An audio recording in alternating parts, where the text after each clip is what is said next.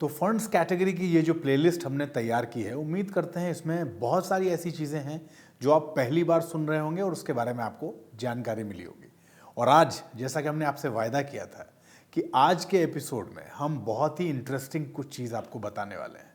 तो आज हम बात करेंगे इंटरनेशनल फंड्स की और आपको ये बताएंगे कि इंटरनेशनल कंपनियों के स्टॉक्स में आप कैसे निवेश कर सकते हैं।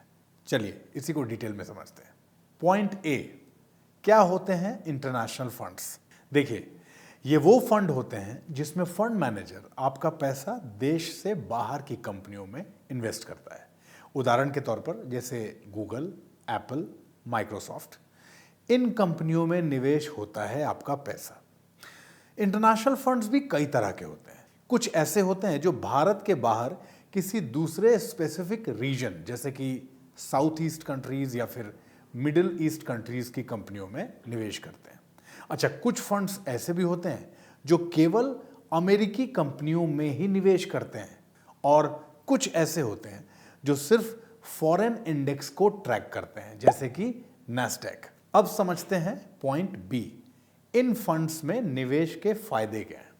देखिए, पहले तो ये जान लीजिए कि भले ही ये अलग अलग तरह के इंटरनेशनल फंड्स हैं, लेकिन एक आम इन्वेस्टर को उन्हीं में निवेश करना चाहिए जो फंड एक ग्लोबल एक्सपोजर दे।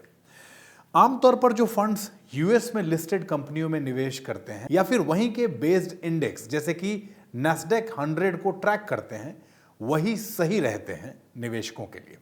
अच्छा, आप अपने पोर्टफोलियो का ना एक छोटा सा हिस्सा जैसे कि मान लीजिए 1/3 पार्ट ऐसे फंड्स में लगा सकते हैं जिसके कई फायदे होंगे आपको। पहला ये कि आपको कई ऐसी बड़ी इंटरनेशनल कंपनियों में निवेश करने का मौका मिलेगा जो कि भारत के स्टॉक एक्सचेंज में नहीं है, जैसे कि गूगल, एप्पल, माइक्रोसॉफ्ट और इस तरह की कंपनियां। दूसरा फायदा ये कि आपको और भी ज्यादा डाइवर्सिफिकेशन मिल जाता है, यानी कि आपका पूरा पैसा केवल इंडियन कंपनियों पर डिपेंडेंट नहीं रहता है। और तीसरा फायदा ये कि जब आप अपने पैसे का निवेश यूएस बेस्ड फंड्स में करते हैं तो भारतीय रुपए के मुकाबले जब भी यूएस डॉलर चढ़ता है तो उससे आपका मुनाफा बड़ा हो जाता है। अब डिस्कस करते हैं पॉइंट सी, इन फंड्स में कैसे निवेश करना चाहिए।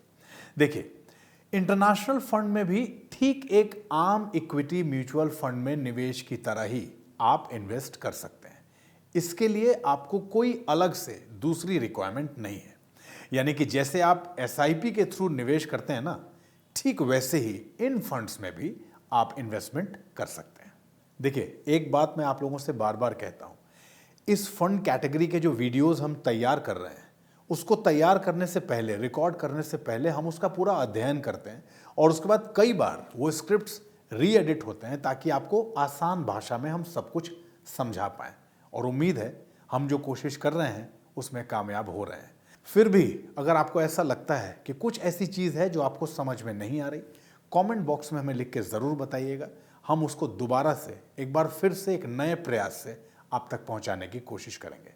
और आपके मन में अपनी इन्वेस्टमेंट को लेके कोई भी सवाल हो, छोटा या बड़ा, बेझिझक और बेधड़क धनक से पूछिए और अपने प्रश्नों के उत्तर के लिए धनक को आज ही सब्सक्राइब कर लीजिए।